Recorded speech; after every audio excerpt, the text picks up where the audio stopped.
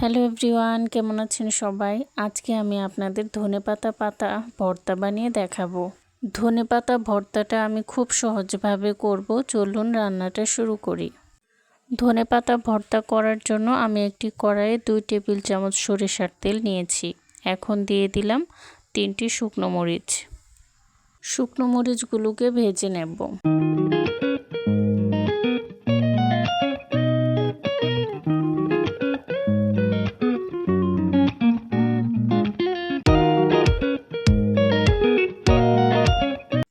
শুকনো মরিচগুলো ভাজা হয়ে গেছে। এখন আমি শুকনো মরিচগুলোকে উঠিয়ে রাখব। এবার আমি কড়াইয়ে দিয়ে দিলাম 2টি রসুন। রসুনের কোয়াগুলো আমি মাঝখানে কেটে নিয়েছি। এবার রসুনগুলোকে ভেজে নেব।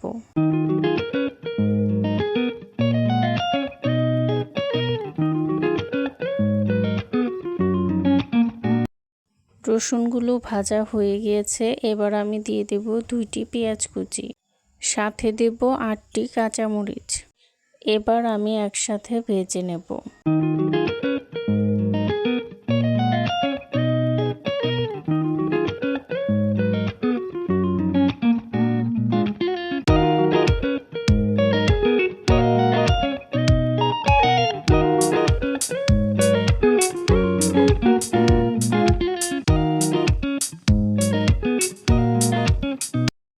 সবগুলো ভাজা হয়ে গেলে দিয়ে দেব ধনেপাতা। ধনেপাতাগুলো আমি কুচি কুচি করে কেটে নিয়েছি। কেটে পরিষ্কার করে ধুয়ে নিয়েছি। এবার আমি ধনেপাতাগুলোকে ভেজে নেব।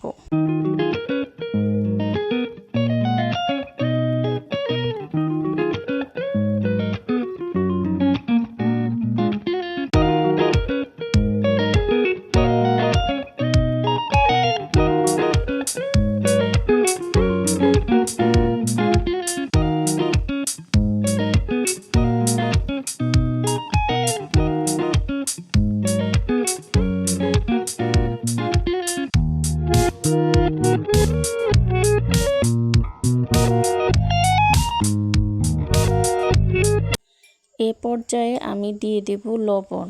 লবণ কিন্তু আগেই দিতে যাবেন না, কারণ ধনেপাতাগুলো অনেকটা কমে আসবে। লবণ আগেই দিয়ে দিলে লবণ বেশি হয়ে যেতে পারে, তাই ধনেপাতা কমে আসলে তারপর লবণ দিবেন।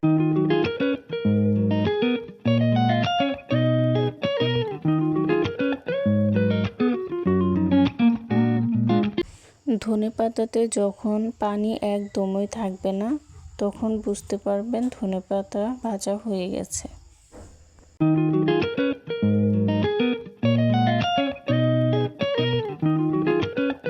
এই পর্যায়ে আমি ধনেপাতা নামিয়ে নেব।